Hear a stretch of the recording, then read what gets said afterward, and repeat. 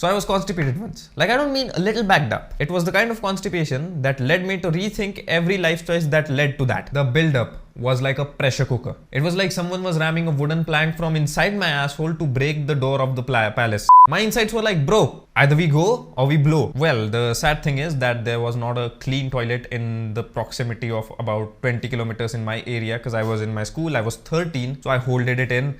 Somehow got home, and right when I was about to enter the toilet, it slipped. And my underwear met a very bad fate. Anyways, I get my underwear off. I'm holding it like this. It was like a plastic bag full of rock. If I had done this with the underwear and thrown it at someone's face so badly, they would have died. With the smell of the odor of the feces, of course. The school toilets were not usable because there was literal shit on the seat cover of the pot, and I didn't want my thighs to cover in shit and go back to class smelling like shit. These are all very shit jokes, aren't they? The African currency is called Rand. Those of you who don't know, in Hindi, Rand means a prostitute. No wonder there are a lot of people dying needlessly of AIDS in Africa. And then he fucked that fish is a sentence that could go with anything. For example, he was eating a cake, he killed a fish, and then he fucked that fish. It is also a nice tagline to put after any punchline. So something like, he wanted a comeback from the comic after he heckled the comic. The comic said, you can't have that because it's already in your mom's belly. The audience laughed at him, and then he fucked that fish. It makes more and more sense every time you say it, man. I don't go to a therapist, and I think I never will. Of course, I can't afford a therapist today, but even if I can in future, I won't go to the therapist. Because therapists be saying all kinds of stupid shit, man. I heard one psychologist going on the internet saying, embrace your inner child. Dude, if I embrace my inner child, I will watch cartoons all day long. Fuck my career, fuck my future. Only cartoons. Chota Bheem, Pokemon, Doraemon. And I will also wear period pads. Because when I was a child, I had this curiosity about what the period pants were for. I thought it was women's diaper and that they used to pee in it, but now that I am old, I know period pads are used for not letting the small baby fall out of the vajayjay by accident. Just because you're called a shrink doesn't mean that you make me shrink to my childhood. I enjoy being an adult, okay? I can do dick jokes in front of camera because of it. My friend's spending habit is worse than Johnny Depp. And trust me, Johnny Depp spent $400 million. He will spend money on the most useless things. Like the other day, he bought a DSLR to record YouTube videos. Dude, you have 300 subscribers. You don't need a DSLR. And well, it's not like he's rich, you know. He's broke.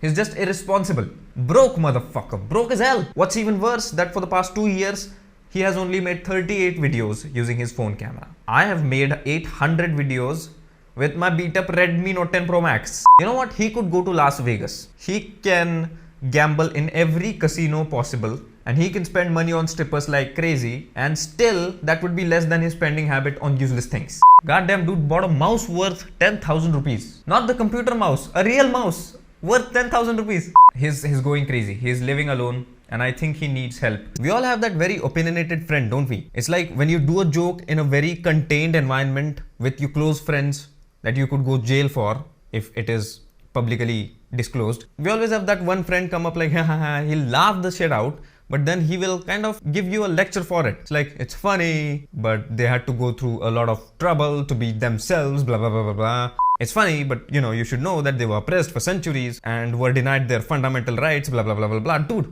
it's funny. Let it be. Just laugh and move on. Nobody is watching us. Don't start your little Twitter right here in the group. You cannot cancel us offline. And you know what? Anyways, nobody here is racist and homophobic in this group. In public. It's just contained. It's, you know, it doesn't get out. It's like nuclear bomb testing in the deserts. It doesn't affect the rest of the civilization. I was watching a Sandeep Maheshwari video in which he destroyed traders. But he took 40 minutes to do so.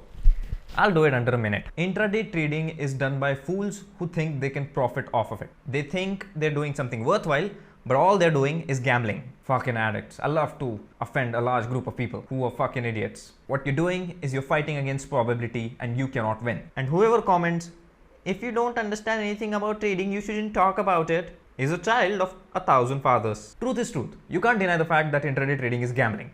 Just as you can't deny the fact that anyone who is typing, you should not comment on something you don't understand, is a child of 20 million dads. Traders are brainwashed stupid people is what they really are. Trading is like prostitution. You get temporary satisfaction, but the real happiness is in marriage, which is long-term investment. How's that for summarizing a 40-minute video, Sandeep sir? Car guys are fucking nerds. I know you guys. I've seen you. Alright? Most of you are losers who are not going to earn that much money to afford a supercar. Of course, I'm talking from a middle class perspective here. I have all the middle class friends who are children, from the inside. And I know your personality. I know you can't afford that supercar in future. So stop obsessing over something you can't have. Bitches be talking about what engine a Porsche has. You don't have no Agarwal as your last name, bitch. Now go on and carry with your petty life. So I am a comedian and I got really scared of AI and shit because it is going to take a lot of writing jobs. ChatGPT can generate a lot of creative stuff. So I was a bit concerned and I thought that maybe I should innovate and adapt with the growing technology. So let's work with AI to create some material. So I give AI a prompt that give me some jokes, give me some funny jokes. I'm a stand-up comedian who does comedy in front of a camera and I need some material. Let's work out some material. And the first joke that the motherfucking ChatGPT gives me is that why can't skeletons remember? Because they don't have muscle memory. Dude thinks that this joke is funny and they say that AI is going to take our job. Not gonna happen. I'm funnier than this. I would have made something much more funnier out of this setup. Why can't skeletons remember? Cause they're fucking dead.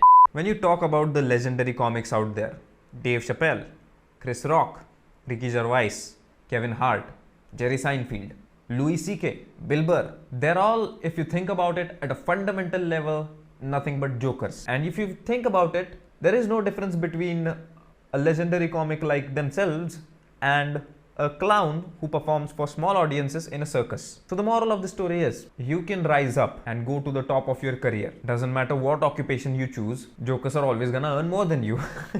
You software engineers, you should hang yourself with your computer cables. Comedians earn much more than you do and have much more fame than you do too. Be ashamed.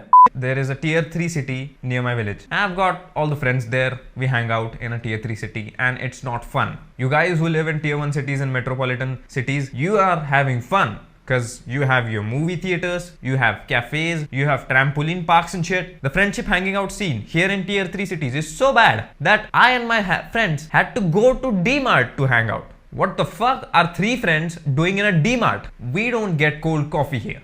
We get one chai, please. I like a frappe. I need a frappe. You tier 1 city guys, you have multiplexes. You can go kiss in the dark and shit. We have sugarcane fields. And there's always a rumor of a leopard roaming around in those sugarcane fields. So nobody dares to go and kiss in the sugarcane fields. Because then the leopard will kiss their ass. Not in romantic way at all. Anyways, man, I hope I get to move to a metropolitan city one day. Goods are very expensive at Mumbai airport. I go to the KFC counter and ask the woman how much. She's like, the fried chicken cost. And I'm like, I stop her there. No. I meant you. She was like, not for $1 million.